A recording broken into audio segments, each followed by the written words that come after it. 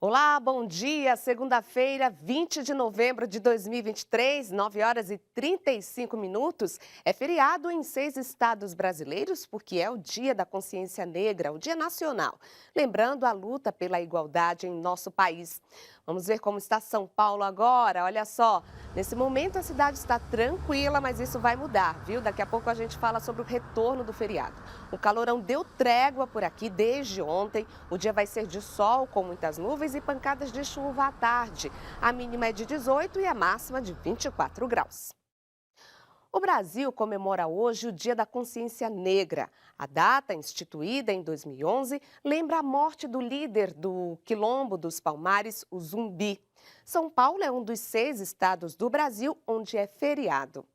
Nós aproveitamos a data para mostrar a história da paróquia Nossa Senhora do Rosário dos Homens Pretos, presente na capital paulista desde o século XVIII, que foi construída por escravos e é uma herança afro-brasileira. Vamos conferir.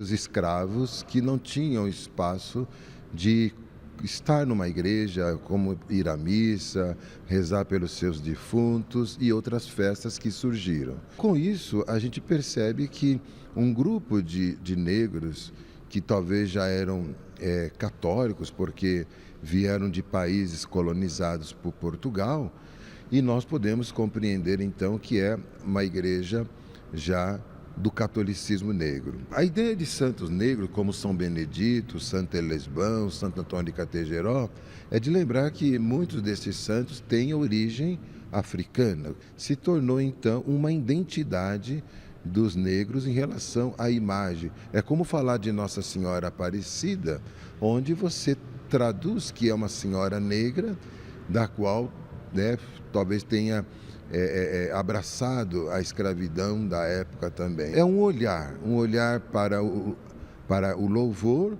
mas um olhar também para a identidade negra. E a reforma tributária e limites para a atuação de ministros do Supremo Tribunal Federal entram em debate no Congresso nesta semana. Francisco Coelho explica tudo para a gente direto de Brasília. Bom dia, Francisco. Bom dia, Elaine, e a todos. No Senado, a proposta de emenda à Constituição que limita os poderes de ministros do STF deve ser votada amanhã. A informação foi dada pelo presidente do Senado e autor do projeto, Rodrigo Pacheco. O texto é uma resposta a decisões tomadas por ministros do Supremo Tribunal Federal, consideradas como invasão de competência do Poder Legislativo. Entre outros pontos, a PEC define um prazo máximo de 6 meses para a concessão de pedidos de vista. Já na Câmara dos Deputados, a reforma tributária deve voltar para a pauta. Arthur Lira e Rodrigo Pacheco vão se encontrar para debater o tema. O governo tem pressa na aprovação da reforma e espera encerrar os debates ainda no mês de novembro. O relator da PEC no Senado fez alterações importantes que estão sendo questionadas por setores da economia.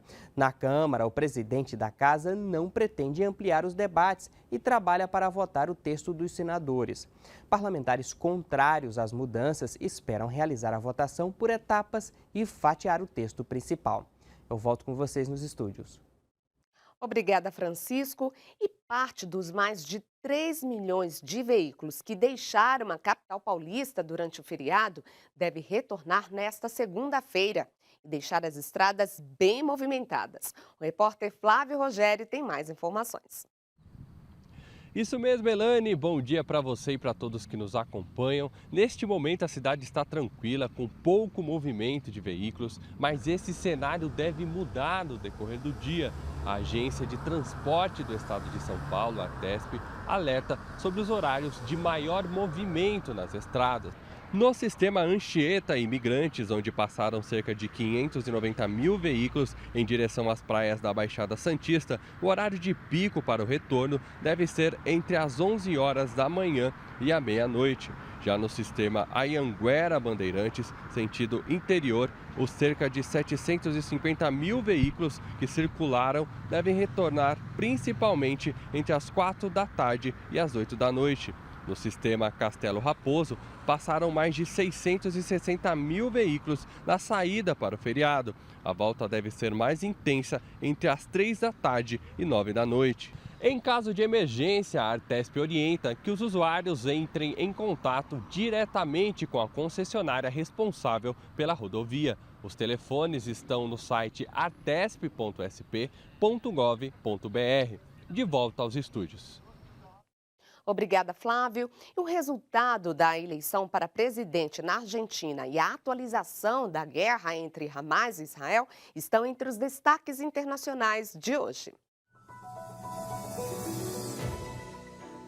O periódico espanhol destaca: a extrema-direita de Milei vence as eleições e a Argentina dá um salto para o desconhecido.